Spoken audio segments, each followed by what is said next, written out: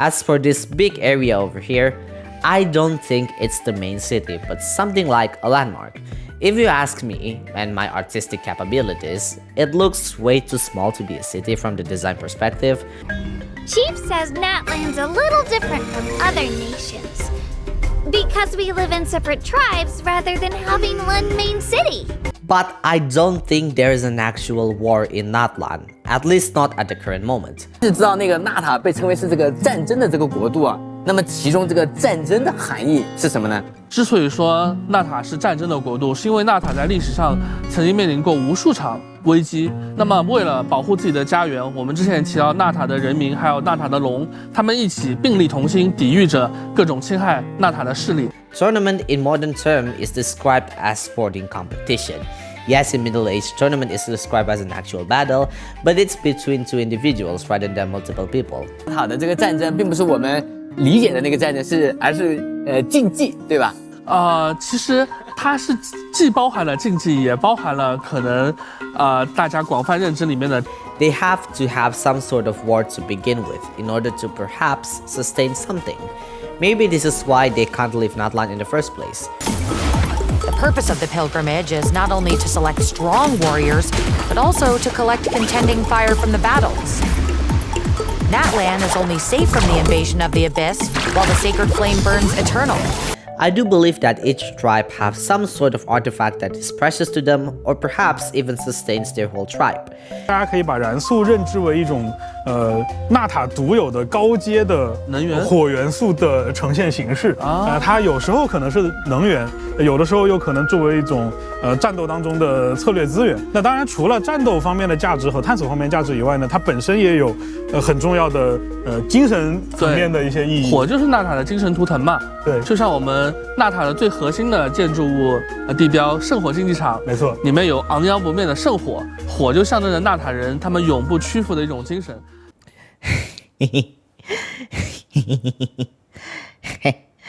Come on, you guys, let me have this moment, okay? I've been smugging all day from the moment Natlan's special program got released. At this point, if I am a playable character in HSR, I am a certified follower of finality. Perhaps I am Elio, who knows, my friends? Anything can be possible, and perhaps I predicted that my one and only Alhaitham may die someday. Please don't fucking do that, Mihoyo. I dare you, and I'll show the entire corporation. Anyways, as you can see from the video, we finally get to see the sneak peek of Natlan. The new version will be released on 28th of August 2024, and we also get some very juicy benefits from the developers. From the usual 20 free pulls to increased chance of winning 50-50, even though we all know gamble is still gamble, but increased chance is always welcome. Reduced fate points in the weapon banner, significantly improved artifact system, which is my favorite benefit of them all, increased world level, and what players have been waiting for so long, free 5-star character. Yes, their standard banner, but as long Tainari and Keqing are there, to me it is still a huge W, because these two are arguably your best choices right now. However, there's also more things that are huge benefit, especially for me. Lore. We got some very juicy lore tidbits from the special program, while mostly explained from the developers and the cast. I would argue that even Natlan's live symphony performance also has some huge lore foreshadowing. In this video, I'll be recapping some of the new lore that we received from the special program. I will tie them from Simulanka quest that we got, which if you want to know more about them, you can watch my previous 2 videos for it. Not only that, I will also tie them with the current artifacts and weapons we got, such as the Unfinished Reverie and the Talking Stick. Of course, there will be a tinfoil hat section as well. In order to not get yourself mixed up with the theory and canon information, I will separate them and put them in the timestamps, and as usual, if you're a listener, this sound effect will remind you when we change sections. Since we are entering more lore and theory crafting, here's some disclaimer. Don't forget that half of this video will be all about theories and based on what we know so far. It's also worth noting if I mention anything that is related to real-life history, they're simply references and don't represent the actual in-game product. Theories are meant to be speculative, so don't take them seriously and take them with a huge grain of salt. Secondly, this is a leak-free zone, Please don't comment anything about leaked content. They're not yet confirmed, and I would personally refrain myself from using leaks for my lore recap and theory crafting. Before we start, don't forget to give this video a like and comment so the channel can be noticed by the algorithm. I'm juggling my time as a college student, an artist, and video editing, so a little bit of boost will help this channel a lot, and that lets me know that I'm doing a good job. My name is Neko and I make lore and commentary videos on this channel to keep you company. The first thing that is mentioned by the developers is that Saurians live alongside humans, which we do learn this information very early from New Velet. We know that fiships will eventually grow to become dragons, and Saurians are actually one of them. According to New Velet, Saurians have undergone years of development and evolution, thus making them able to live alongside humans. So far we learned only 2 Saurians from the game, but the special program introduces us to 3 more variants. The first one was actually introduced to us very early in version 4.6 by Ranjit, and that is Tempetlysaurus, a Geosaurian from the Children of Echoes. They have the ability to drill underground and help humans to harvest ores in the mines. This adorable little saurian that I seriously want to hug and pinch its cheeks here is also a Tempetlysaurus, albeit there might be something special with the saurian because of its red markings on its head. The second one is Kahulasaurus, a Hydrosaurian variant from the people of the springs. They have the ability to swim through water and even through lava. They also have the ability to swim midair, albeit only through specific trails. The third one is a Yumkasaurus, a Dendrosaurian variant from the Science of the Canopy. They have the ability to swing midair and are very quick on their feet. They are also specialized in foraging and challenges. The fourth one is also a saurian that was introduced to us by Ranjit, Iktomisaurus, which is a saurian that has the ability to fly. There's not much information about this saurian just yet, but we'll speculate about this saurian later in the theory section. And finally, Kuchusaurus, a saurian that we will face as a boss. This saurian has no tribe to reside and is said to breathe golden fire, which we do see it spew golden fire and actually transform itself into a golden dragon. Those are the known saurians that we know so far. Now let's get into the tribes. There are of course 6 tribes in Natlan, and we finally learned their names from the special program. The Children of Echoes, People of the Springs, Science of the Canopy, Masters of the Night Wind, Flowered Feather Clan, and finally, Collective of Plenty. We know 3 of their other names. Children of Echoes is Nanatskayan, People of the Springs is Metzli, and Science of the Canopy is Huitzlan. We also get to know each Natlan's caste tribes. Shilonen and Kachina are from the Children of Echoes, Moalani from the People of the Springs, Kinich from the Science of the Canopy, Sidlali from the Masters of the Night Wind, Chaska from the Flowered Feather Clan, and Yansan from the Collective of Plenty. So far only Ororan is left out, but we'll talk about him later. Kachina also mentioned that unlike other nations, Natlan doesn't have a big city where everyone hangs out. And this is proven to be true by how everyone lives apart from each other and only gather when they have a tournament that Mavuika held once a year, the Pilgrimage of the Return of the Sacred Flame, which I will talk about this tournament in a bit. Let's deep dive into the tribes a little bit more. Children of Echoes is a tribe that specializes in mining, and this tribe happens to be the nearest from Sumeru Desert as mentioned by Ranjit. Their saurian companions are their co-workers, and the ores that they find are used for jewelry and decorating their weapons. On other occasions, they also held a dance-off, which now makes sense why Kachina is performing capoeira during her idol animation. There are many unique landscapes that were discovered during drilling and excavation, like this huge thing called Phlogiston, which I will talk about this in a bit. There are many underground areas for us to explore as well, so yeah, Sumeru Desert flashback. The second tribe is People of the Springs, or also known as Metzli. This tribe is well known as its vacation spot and is the place where we will find hot springs. The tribe is very chill and laid back, including the Saurians themselves. The people of Metzli also love music. Despite their easygoing trade, they are one of the few tribes that can locate liquid phlogiston, which again, I will talk about this in a bit. Because of Natlan's unique environment, this tribe is the best tribe to find a guide because of their Saurian companions that can cross lava, and perhaps because of them dealing with tourists most of the time. Finally, Science of the Canopy, or also known as Huitzlan. This tribe is well known for their quick feet. They have messengers, deliveries, mailmen, and they even have hunters as well to take a variety of commissions, which this does align with Kinich, who is a Saurian hunter.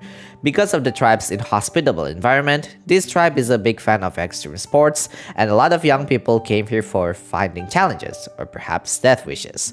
But don't worry, no one will die because of the Yumkasaurus who will protect them. Speaking of that though, they have an abyss Yumkasaurus which we can fight them as a boss later.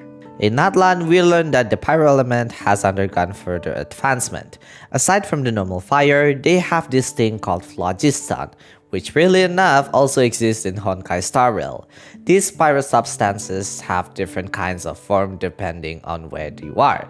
Some are crystallized like in Anatskayan, some are like literal fire, some are even liquid like in Metzli. They can serve as energy sources or they can be used for combat. In this case, we can expect to use Phlogiston to solve Natlan's puzzle and exploration.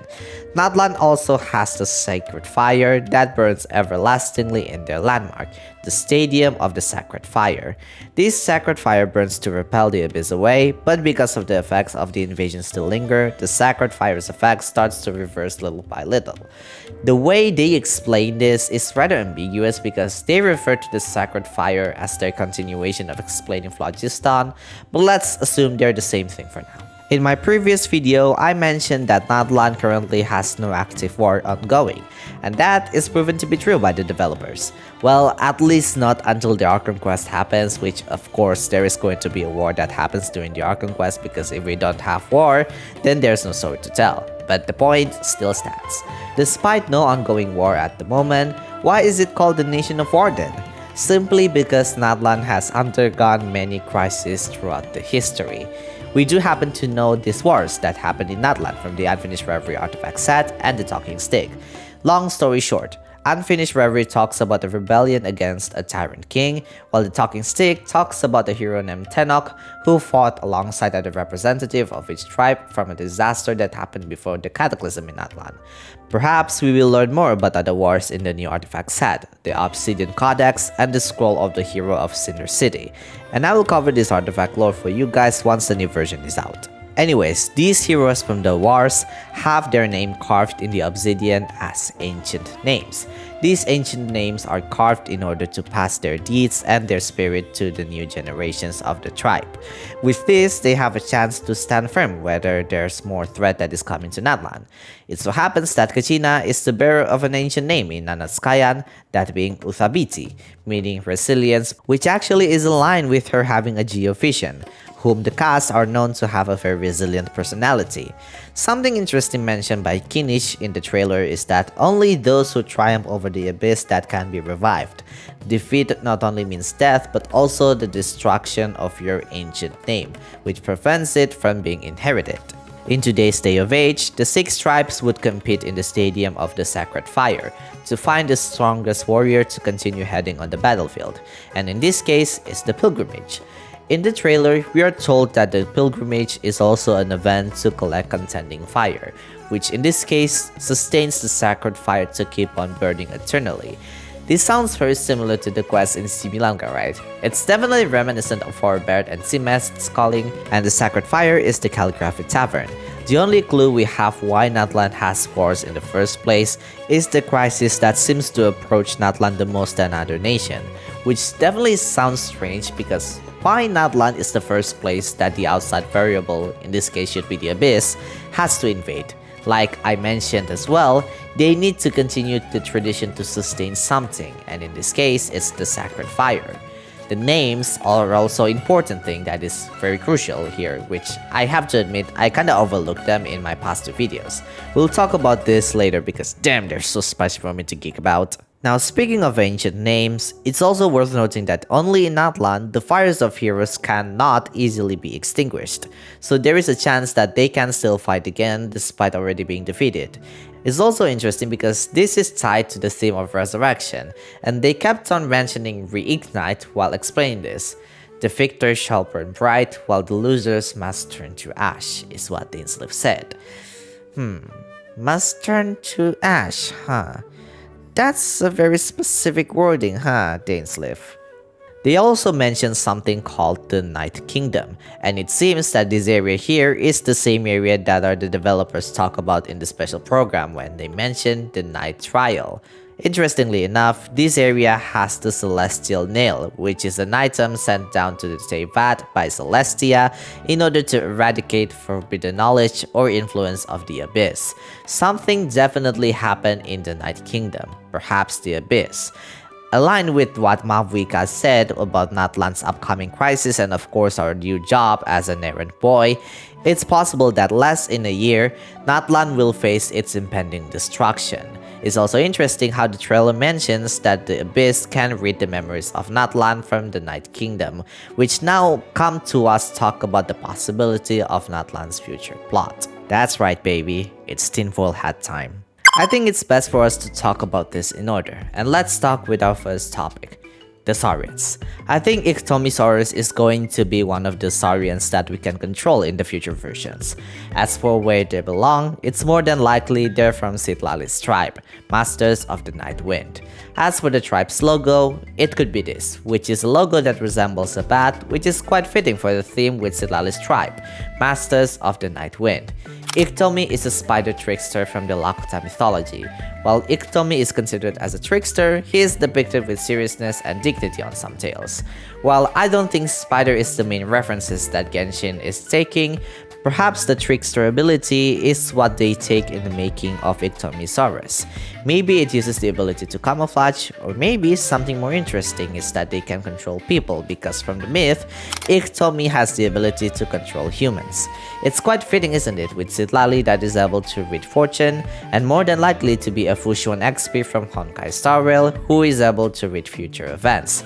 It's no longer a secret that people's fate in Teyvat is connected to its sky, specifically to the stars. This is proven to be true by Mona's master Babeloth in The Little Witch and the Undying Fire. So, for Iktomisaurus being able to fly, perhaps one of its features, but its ability is to control someone and be a trickster. There could be a possibility that Iktomisaurus is from a Flower Feather clan, which could be a possibility as well, because it's more than likely to be this peacock-looking tribe. While peacocks don't fly in real life, it could be possible that they have the ability to fly in Natlan. There isn't much that I can connect with Chaska because her name can be connected either to Salvadoran folklore or from Incan mythology, but the connection I can say Iktomisaurus is from Flower Feather clan is because its ability to fly. However, there's also a likely situation that just like Kuchosaurus, Iktomisaurus also don't belong to any tribe. From the way Ranjit tells the tale, it seems that Iktomisaurus is a special saurian unlike normal saurians we commonly see. He says by the lines of gaining Iktomisaurus recognition, and this could be something that we will explore later in Natlan, whether it's from the books or the NPCs or even the world quests. Ranjit mentions that Kuntur, one of the ancient figures of Natlan, was so ostracized by his tribe because of his father's mistake, to the point no Saurian from any tribe wants to be his companion. Of course, it's a likely possibility that Saurians that Ranjit talks about are Saurians from Kuntur's tribe, but regardless, we might learn more about Kuntur and possibly about Iktomisaurus the moment Natlan is released. Speaking of Kuchosaurus, I want to amuse myself that perhaps Kuchosaurus is a saurian that exiled itself from its tribe. Maybe something happened to it. Maybe it belongs to a tribe, but the tribe no longer exists. Like, maybe Vanessa's tribe? We learned that Vanessa's tribe is called Muratan, or in other words, the children of Murata, and they already roam across Teyvat prior to the Mondstadt aristocracy. There's a mistranslation that the tribe's name is supposed to be Children of Lady of Fire, and Murata is not supposed to be the name for the manga, but let's take that with a huge grain of salt. The timeline could be that this happened after the Unfinished Reveries event and in the middle of Tenok's war against the Abyss. However, it is still a speculation since the passage of time in this game is a bit jumbled, but that's my 2 cents for the Kuchosaurus. Since we are talking about the Saurians and the tribes, I also want to point out some of the interesting things about the tribes themselves.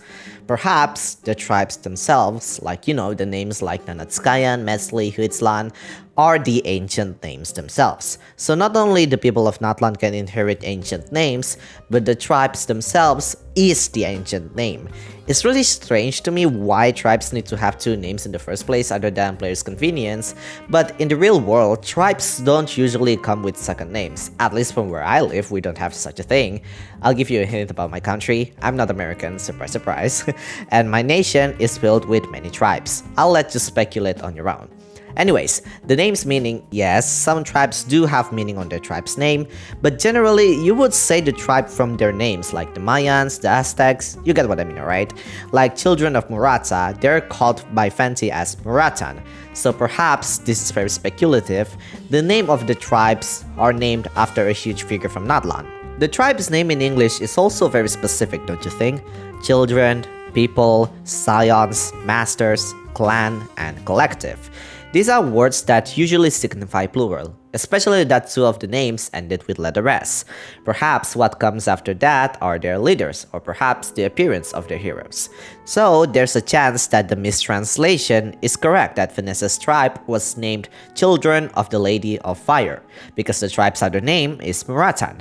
Even Mavuika's hair turns into literal fire, so the description does make a lot of sense now. As for who the other individuals are, I would speculate that they're probably similar to the gods of Sumeru, where it used to be ruled by three gods, that being King Deshret, Nabu Malikata, and Rukkhadevata. Maybe they had a huge war during the Arkan War. Perhaps this is the roots of the nation called the Nation of War in the first place. We don't know. Since each tribe has their own set of element, I would like to think that Masters of the Wind is Cryo because of their ability to read the stars, and they might know way more about the secrets of Tevat but unable to tell the people of Natlan about it, which is an irony of them being fortune tellers. Flowered Feathered Clan is Animal because of their peacock symbolism, and the Collective of Plenty being Electro because their name seems to be close to reaching something infinite, like Ace ideology on eternity. As for Ororon, I would like to think that he is probably from the Masters of the Night Winds. Perhaps he has a connection with Silali, perhaps he helped Capitano because he knew that Capitano might have a chance to avert Natlan's crisis, or perhaps they are related in a way. Or maybe even wilder, Ororon is exiled. It doesn't seem that being exiled is uncommon in Natlan because we learned that Tenok, a great hero from Natlan, also got exiled for unknown reasons. It is really interesting too how Ororon's hand has a tattoo that looks very similar to the unknown god's cube patterns. Perhaps it's related in a way? While I know that he might be referenced from a god named Oleron based on popular speculations, he might be not referenced from Oleron at all because his design doesn't seem to fit Oleron's description or the reference. For a brief description here, Oleron is a god that is thought to be omnipotent, omnipresent, and omniscient, which he definitely doesn't look like anything like that, don't you think? If anything, he looks like a bat, which fits the Masters of Nightwind's tribe logo if I predict that correctly. And not only that, Oro means to resound, to echo, and to resonate in Maori, or in Google translation, it means sounds literally, which does fit the bat design a lot more, don't you think? Of course, I could be wrong, but just in case you skip my disclaimer, which I hope you don't, references are simply references and do not represent the actual in-game product. So yeah, that's my 2 cents on Ororon. Thank you Genshin Wiki for the reference, it surely helps a lot. I also want to talk about Kinnich's profession. In history marketing, we learned that Kinnich is a Saurian hunter, which is known to be a controversial profession, which yeah, makes sense because Saurians live alongside humans. However, I also want to try and think about the bigger picture because Kinnich is perhaps the equivalent of guards for Saurians. Like, the police for Saurians? Any Saurians that cause harm to Natlan are the ones that Kinnich hunts. By the way, I'm going to read a little part of Kinnich's strip marketing. As long as the price is right, all commissions shall be fulfilled in a satisfactory manner. All writhing, raging aberrants return to the Night Kingdom from whence they came. This description definitely sounds specific, doesn't it? It seems that the Saurians that Kinnich hunts are the evil Saurians from the Night Kingdom. This definitely makes it a lot more plausible because there's a frame in the trailer that shows a Yumkasaurus that seems to be corrupted by abyssal energy. Or it could be part of a world quest, who knows. One interesting thing that I find is that Phlogiston seems to be the equivalent of Magic Tonic in Simulanka, and the Sacred Fire is the equivalent of Calligraphy Tavern. We learn in the Simulanka quest that the Calligraphy Tavern is the place to produce Magic Tonic. If they don't consume this Magic Tonic, then the origami residents will eventually lose their memories and the color of their body disappears, but the Calligraphy Tavern needs ink to sustain itself. As to how I want to connect this with Natlan's plot, then perhaps Phlogiston is used to sustain their daily needs, and we do know this because the developer said so. The Sacred Fire is obviously used to protect the people of Natlan from the Abyss, and in order to sustain the Sacred Fire, they need to compete against each other to collect contending fire. If they can't sustain or are unable to get Phlogistons, of course something terrible might happen to them, and in this case the Abyss will invade Natlan once again. There's also people who are so willing to sacrifice themselves in the trailer, and perhaps, just maybe, the sacrifice is what is needed for the sacred fire to keep on burning. Then what about the contending fire then? Perhaps that's Mavuika's plan in the first place. In order for no more sacrifice being made, she uses everyone's burning spirit instead and uses the tournaments in order to sustain the sacred fire.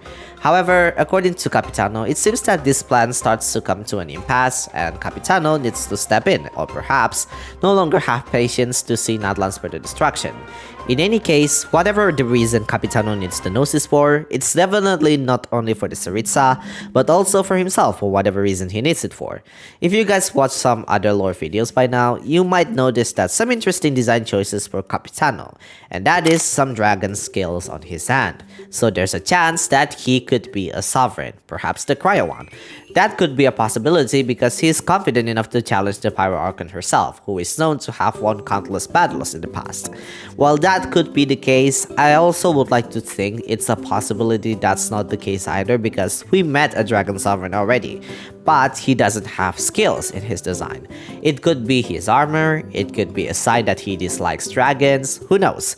Perhaps he is an exile, or perhaps he is a hero from Natlan, or the chance of him being the Bloodstained Knight is there because the Bloodstained Knight is known to have a messed up face due to him having an extreme sense of righteousness. Wanderer actually pointed this out that having absolute righteousness does have its own dangers. The only thing that keeps me from thinking Capitano is the Bloodstained Knight is that he is now with the Abyss, and the Fatui don't really have a good relationship with the Abyss either, unless they manage to convince the Bloodstained Knight to offer him the true sense of righteousness. Then that's a very huge possibility because the Fatui can literally recruit anyone as long it fits the Tsaritsa's plans. So, for him wanting to make the new rules for Natlan is to perhaps fulfill his sense of righteousness. Anyways, I also would like to think that's either the case for now because it's so strange for a Fatui Harbinger wanting to override a nation's rules, when all he needs is the Gnosis for the Tsaritsa. Even Mavuika says that it's more than likely that Capitano needs the Gnosis not just for the Tsaritsa, but also for himself. Arlecchino's case is different because all she cares about is to save Fontaine so the Orphanage stays safe from the prophecy. She does need the Gnosis if she gets saved, but that's something like a worst case scenario because we did save Fontaine without the Gnosis' power. Technically, kinda, but it's more to Fossilor's sacrifice so Nivelet can gain his powers back. Anyways, whatever his plans are, it is quite evident that Capitano is closely related to Natlan, and at this point, I would like to think that he is someone that inherits an ancient name. I'll continue more about Capitano in a bit. Now, I think it goes to no saying that people of Teyvat's fate are connected to the stars, as in like puppets. We also learn in Simulanka that Minidurin's fate is the same as Dragonspine's Durin because of his name. While I don't think that this applies the same whether someone is from outside of Teyvat or inside of Teyvat, I think it goes the same to people with the same name from Night Kingdom and Natlan. The reason I say that the logic is most likely not the same is because Barbeloth, who is in charge of Simulanka's resident's fate, is basically creating the stars that are the mirror from Teyvat. And we learned this from Mona, who said just that after studying Simulanka's astrology.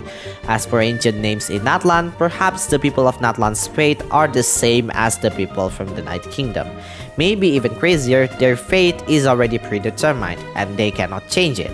Same like the people from Constellation Metropole. Definitely an interesting thing because Kachina's ancient name, Uthabiti, means resilience, and we do see her very persistent in completing the pilgrimage despite facing defeats over and over again. Perhaps she is destined to never win in the first place? Assuming that it's Chaska who spoke at the first few seconds in the trailer, she said that Night Kingdom's environment felt so familiar yet so foreign. Of course, if what she refers to is the Night Kingdom. We do see some sort of proof of this when the trailer said the destruction of your ancient name means real death, preventing you from getting revived and preventing from the name to be inherited. Assuming that these black mists are the people from the Night Kingdom, then maybe the people of Natlan are what their new form looks like the moment they are reincarnated. It could be that the Night Kingdom is Simulanka and what we see in Natlan is not their real form. Similar to how Simulanka residents travel to Teyvat, they have completely different forms like Roselle and Esnoa, who became a box and a clock the moment they traveled to Fontaine. Perhaps this is why the people of Natlan's fire didn't extinguish easily, because they can revive albeit they need to prove themselves by winning a battle against the Abyss. Same like Arlecchino's orphanage, the children who wish to leave have to prove themselves worthy to Arlecchino that they earn the right to be free from the orphanage. The moment they earn Arlecchino's acknowledgement, they have to drink a substance, allowing them to be free but then forget about their past, basically reborn as a new person. It's quite an interesting pattern, isn't it? Definitely a very specific pattern that we definitely know a legend of from the real world, like a phoenix perhaps? Now let's talk more about the Night Kingdom. There are two possibilities about this place, which I am more inclined to my first possibility. Just like Simulanka, Night Kingdom is more than likely to be the mirror of Natlan, which I do mention this quite a bit already. I think it's quite evident that how bright Natlan's color palettes are, and it's no surprise that the Night Kingdom is the opposite, just like the sun and the moon. We will definitely go to this location in the Arc Conquest later, and it's more than likely to be the main plot point of this current Arc Conquest. It came to no surprise that Natlan and the Night Kingdom are the opposite. Even the trailer showed this perfectly. As for how to enter this place, my 2 cents is that we need to wait for a specific time or a certain third party. You see, to some extent, this is not the first time we visit the polar opposite of our world. The most notable one is of course Varanara. Varanara has 2 forms, the dream world and the real world, and the Aranaras live in the dream world to protect themselves from the humans. The only way to us to get into the dream world is by playing a specific Aranara tune, which will transport us to the dream world where a lot of things in there are quite the opposite. Of course, there is another possibility that we just enter the Night Kingdom via a door because the trailer did mention the moment we enter, everything that we know in Teyvat will no longer apply and anything could happen. It's kind of like signifying there's a door that we need to pass, but of course, that's just my speculation. The second possibility is that the Night Kingdom could be the kingdom mentioned in the Pale Princess and the 6 Pygmies. Personally, I wouldn't hold this too much, but it could be possible because there is a mention of the Land of Night, which is kind of synonymous with the Night Kingdom. If it is the same place, then we might get more volumes of this book in the Night Kingdom because we are still missing 6 more volumes. It is so strange that we don't get to see the other continuation of this book ever since patch 1.0, and that is 4 years at this point for a book that is claimed to be an ordinary fairy tale. However, what makes me not think that this is the same place is the mention of Moonlight Forest, which I highly doubt to be in Natlan, especially that this book is very Kyrian coded. In the trailer, the Night Kingdom is invaded by the Abyss, and to me, it makes no sense because Kyria is somewhat tied to the Abyss in many ways, especially that Clothar is the creator of the Abyss Order, and in fact, is a Kyrian. So to me, the possibility of it being the Land of Night crosses out. But the possibility is there, because there is still a high chance that the Pale Princess and the 6 Pygmies don't signify Kyria at all, because a Pale Princess, 6 Pygmies, 1 Archon, and 6 tribes. That's interesting, isn't it? In my previous video, I mentioned that Mavuika could likely be someone else, and I honestly can't believe that theory holds to some merit because I think that theory is so ridiculous. But with the new information that we got, I think I can try to perfect this theory. It's definitely no secret that Mavuika is trying to revive someone, or perhaps trying to sustain the fire in order for that person she's talking to in the trailer to stay alive. Perhaps this person has its own ancient name, and perhaps this is the true Pyro Archon. To me, I don't think Mavuika is a fraud, but rather a fragment of the real Pyro Archon. The theme of Pyro is life and death, or as of late, resurrection. Similar to Nahida, who is basically Rukadevata in a sense, Mavuika is perhaps the same thing. If we take a step back again and remember Roselle and Estoa, it seems that Mavuika's case is the same, where she is still the Pyro Archon, but her real body, or perhaps her soul, is elsewhere. On the topic of that, I want to continue about Capitano, who might be from the Night Kingdom. While I don't have a very solid evidence, all I can say is that right now, his cryo power is very different from how we see cryo usually goes. There is a chance that this is from delusion, but there's also another possibility that the aura emitted from his blade is his power from the Night Kingdom. But there's also another possibility. You see, Xbalanque was first introduced to us during Nivelad's strip marketing.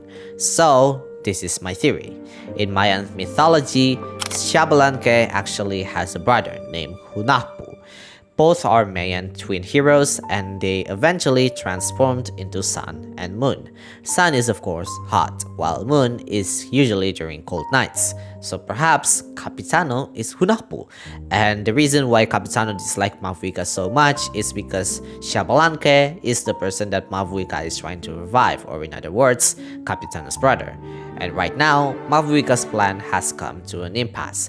So there's a possibility that there could be twin Pyro Sovereigns, and Capitano is one of them. But of course, I don't really hold this theory that much either. Anyways, back to Mavuika. I have a very strong suspicion that yes, the real Pyro Archon is dead, but right now, she is ashes. Poor Senora. Why do I say ashes? The thing is, Mavuika's design is very peculiar because I can't help but think to myself that her reference could be a charcoal. And if you don't know, charcoal is created by heating wood, and in this case, literally kills the wood into something new. Charcoal by itself is also one of the easiest materials to create fire, which makes a lot of sense since Mavuika's name could be referenced from a goddess named Mavuika, who is known as someone who obtained the secret of creating fire. When the enslaved Seth must turn to ash, it's because that's the only way for Mavuika, or perhaps Murata, to revive herself. Mavuika seems to also have another form, and that is a form of a phoenix. If you don't know, when phoenix dies, it will revive itself from the ashes. So I have a very huge suspicion that Mavuika is literally Murata, and the reason she held competitions is to perhaps revive herself. Charcoal still needs fire to ignite, so not only it is to sustain the sacred fire, but also for herself. So far, we don't know for sure who Mavuika is trying to revive, but one thing for sure, for me personally, Mavuika might be just a small portion of the Pyro Archon's actual power. The fact that she can win so many battles if what is claimed is true really shows how powerful the Pyro Archon actually is, and deserves the title of God of War. But there is also another interesting thing that to me, everyone overlooked. Natlan's live symphony performance.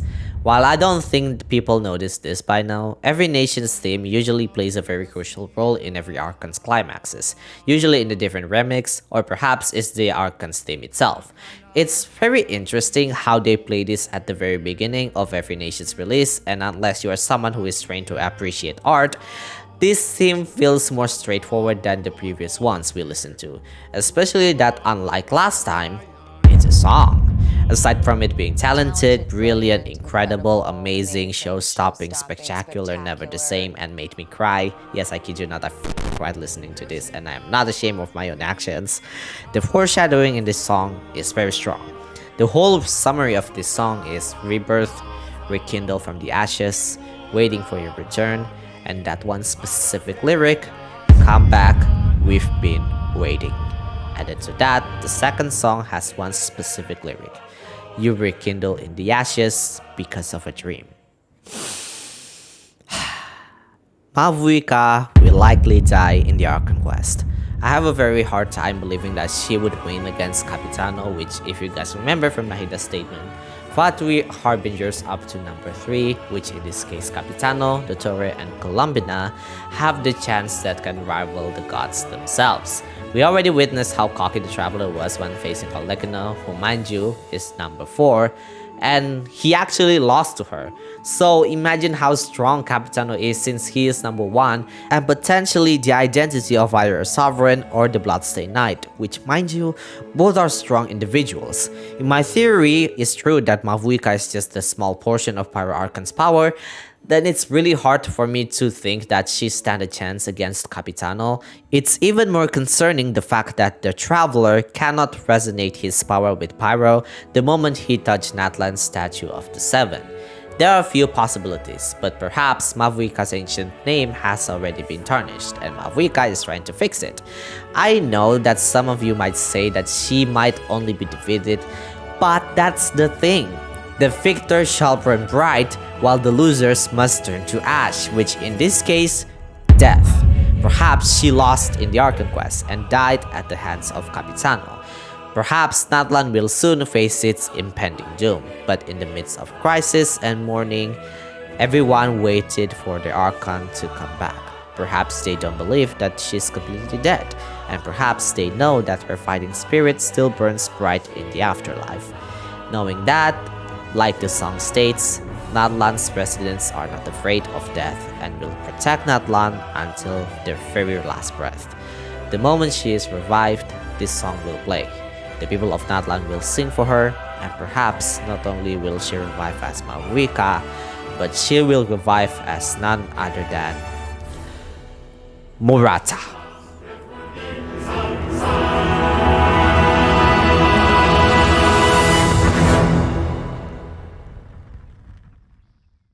Woo! I have goosebumps listening to that song again.